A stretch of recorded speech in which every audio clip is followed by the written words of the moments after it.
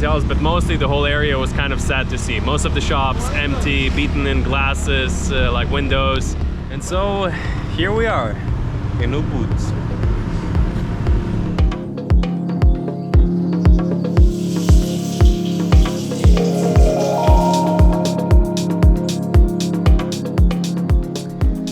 Good morning from the Ricefields, a little bit, you could say, of Ubud, Bali. So this is actually the very first time I am staying in this part of Bali. It is one of the most famous one. I feel like in terms of the value, it's one of the best ones. A little bit further away from the beaches, but nature and everything else, I'm telling you, last time I was here, it was completely, unfortunately, I have to say, dead. Like, most of the shops have been closed. There have been only one street operating with cafes. It was still kind of like the COVID times. And just to give you an idea, this is where we have been staying. I think it's called Mathis Retreat. Super nice in terms of the scenery. Just had breakfast there. Basically, it's kind of like a bit of a very nice farm stay. Like, I think it's a 4-star hotel, and service fantastic. The value in Bali is always great. They have like some geese or ducks, I think it is, a little duck house, and overall just staying by the rice fields with the pool. You don't have to do much. So packing up, gonna be moving to a different area, show you a little bit around Ubud and see how it is right now. Or actually, it's also first time only staying here, so let's go. Traveling light right now.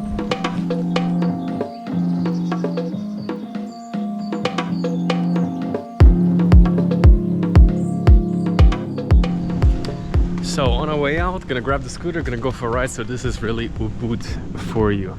Rice fields as long as the eye can see.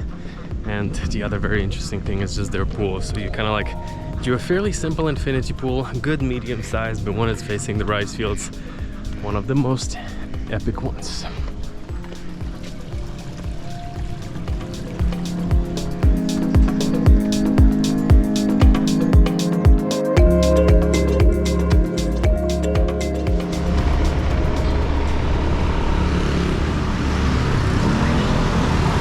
Okay, and so we are in Ubud Center. So I have to tell you, a year ago this place was like this. Yeah, it was like the only street with maybe a couple of cafes that have been open, a couple of hotels, but mostly the whole area was kind of sad to see. Most of the shops empty, beaten in glasses, like windows. But as of right now, driving around, you could say it's fully back to life. So Ubud, in many ways, it's an area that is always in the, like, let's say, outskirts, a bit quieter. So it's a place where a lot of people go for, like, let's say, some like spiritual retreats, sound healing ceremonies. But obviously, that's just one of many things you could be doing here. Mostly for me, it's like a nice place for rice fields, but also the vibe is quite different. Let's see. Busy street.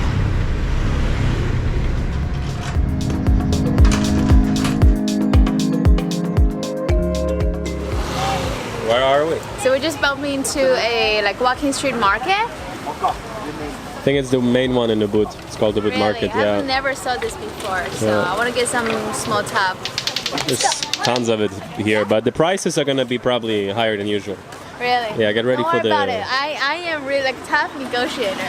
Very tough. Let's see. Where should we go? So, walking down the main roads of Ubud, I have to tell you, the crowd here is also quite interesting. It's actually a nice mix. There's a good amount of just tourists passing through. You kind of can tell it by maybe the excitement in their eyes, and just, yeah, also like a lot of cafes definitely target kind of like tourism like that. And at the same time, you also see there's a lot of expat living long term here, and it's kind of like a nice mix. Canggu is mostly expats, like very, like a little fancy village, I like to call it. I like it.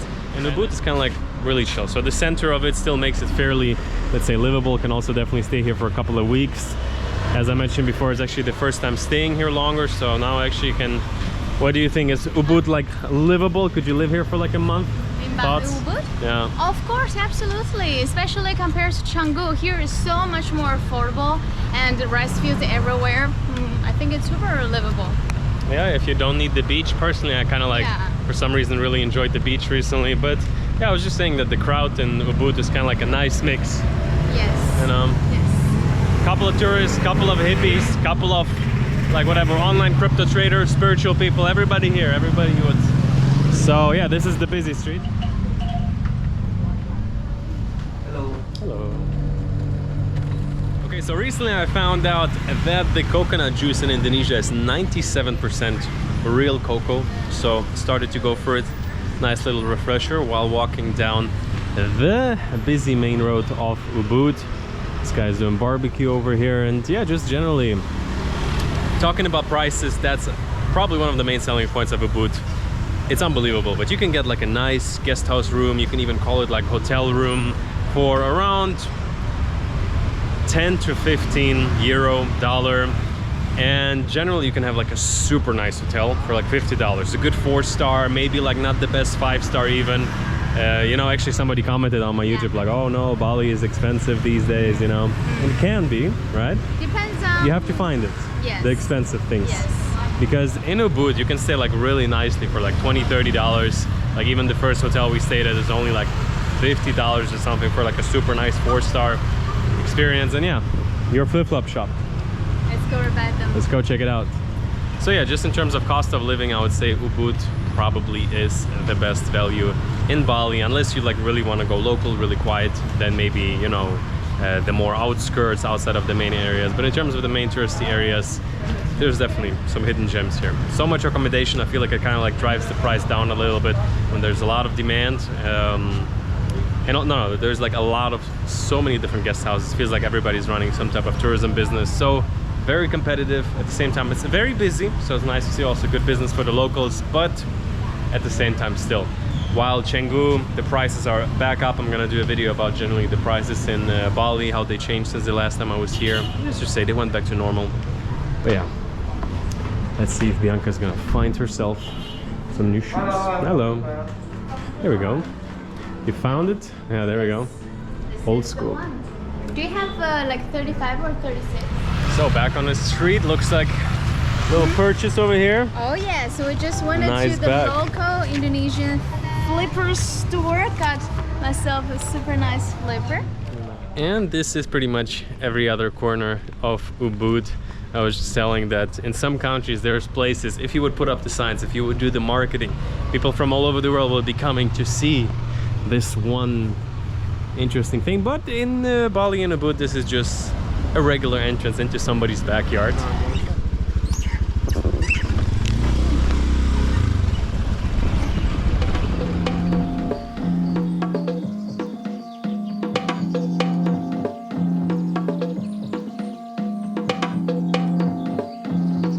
A quick word from my favorite video sponsor, Level 8 Luggage.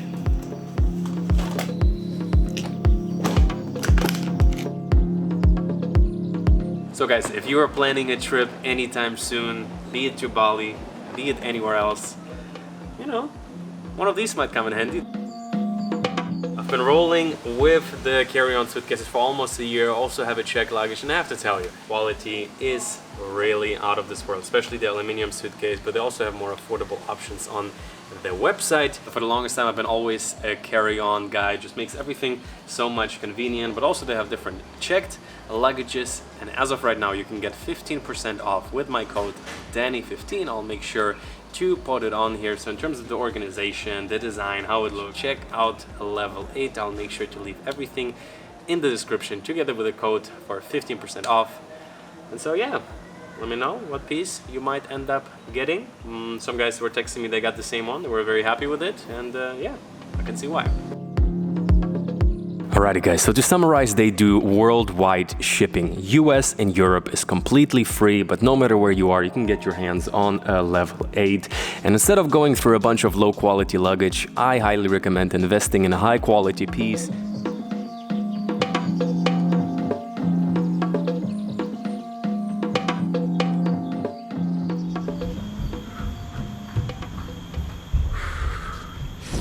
Alrighty guys, what is up? Good morning here in Ubud. As you know, you see, I would say the biggest thing, in the morning, working out here a little bit for sunrise. In the back you even see like a bunch of different mountains. The best thing I would say about Ubud, at least for me, is just how dense the nature is, how quiet it is. If you find like a nice place, a little bit nestled in between of, as you can see, palm trees. So here right now, this is the roof of the Arkamara, the second hotel we're staying right now. And yeah, just to be able to come out here in the morning, first getting a little bit of blood flow going, running a little bit on the stairs, like it's very quiet in the morning. And this is kind of like a rooftop, and that's kind of like what I like to do. Either go for a walk in the morning, maybe a run. In Bali it can be really tough to find a good place for running, but at least here, just kind of like walking back and forth. Usually I start off, then maybe I start like, maybe I check in like on some Instagram, maybe post some stories, kind of like just to use the morning time. And yeah, Ubud at its best has a very, very special vibe.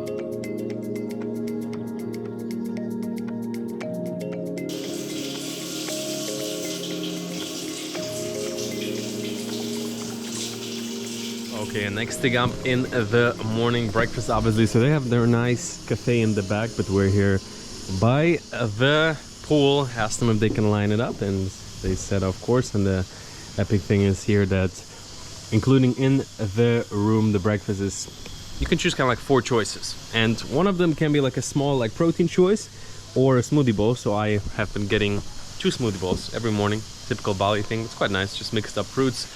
And yeah, here by the pool, really have been blessed in terms of the Bali weather so far. It has been sunny almost every single morning, which at this time of the year, you know, winter at the rest of the world can be a bit tricky, but so far quite lucky. So this is the breakfast here.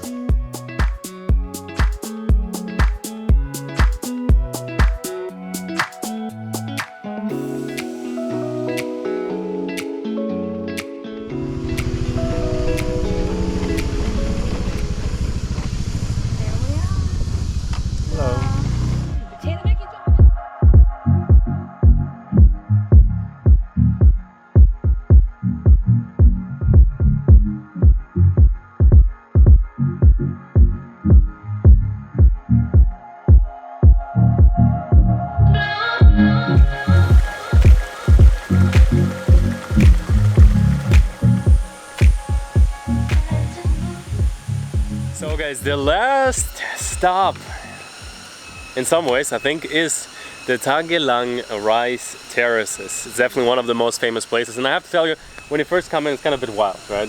Yeah. People with the swings.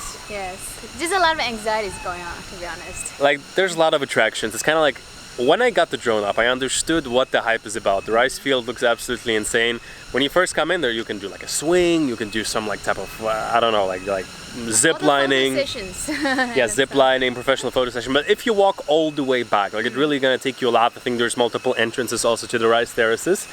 It gets actually super peaceful. Like here in the back, barely anybody ever walks by. Just only if you're locals, they own like some old, like, you know, small shops, offer you coconut. That's it. Saw a huge snake. It was not huge actually, it was pretty small. It was long. We were like, it's coming for us, but actually just kind of like tried to like crawl up, and then it fell again into the water. Yeah. I mean, of course, like rice fields, every once in a while you might see a snake, but it's really cool because the locals are still doing their own thing. They're farming the rice, you see them working as well. And yeah, as I said, in the beginning, if you're gonna arrive, it's like one of the biggest tourist places, but if you walk back, actually like here, I could even imagine just come from the back entrance and just kind of like have a really peaceful sit downs, many benches and things like that. So yeah, Tegallalang rice terraces. In terms of the visuals, today is slightly cloudy, but still doesn't disappoint. Well, I feel like, you know, it's cloudy, but it's kind of like sunny every 10 minutes and then gets cloudy. So you just have to be a little bit patient with a little bit, you know, sun will come out eventually. So yeah, Tegallalang rice terraces. Fly the drone.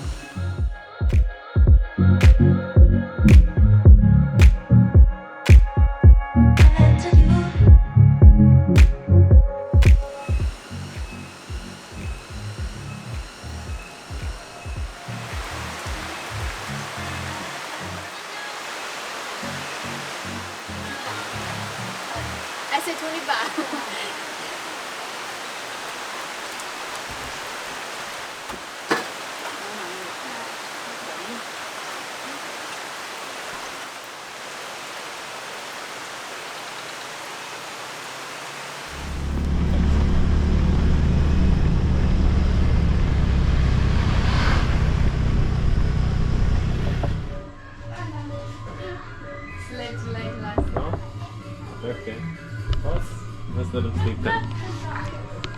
It's the coffee cat, yeah? Yeah. So here, Luwak coffee. Not too busy then? You need to wake up. It's lazy. Hey. This one is laying right here. Oh my god.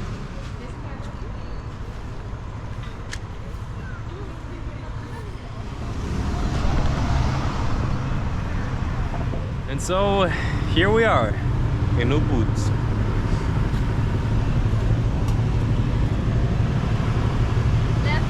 And so guys, we left the Arkamara hotel. It was a super nice time overall in Ubud. And as you see out here again on the Ricefield, super sunny day, packed up this scooter. Gonna be moving back right now to Canggu. And so I hope you enjoyed a little bit. Girls are laughing on a scooter, naked man on the street. I hope you enjoyed a little bit this impression of Ubud. I would say passed through many times, first time staying there for a good week. And I think especially if you want to come down a little bit, if you live outside of the city a little bit, can be a really cool place. Personally, right now, I'm craving a little bit more to be closer to the beach, so make sure to tune in for the rest of the Bali video series. I think it will be a total of 10 videos. The type of places we're visiting right now. In the previous one, I think I've already showed you this bamboo house, properly getting to see the volcanoes and just everything from nature to remote living, everything. I will kind of like want to, let's say, with every video series, as you know me, also with Bali right now, want to put it to a bit of a new level in terms of experience, in terms of visuals, but also hopefully motivation for you to go out and build a life with more freedom. On that note, you get a world.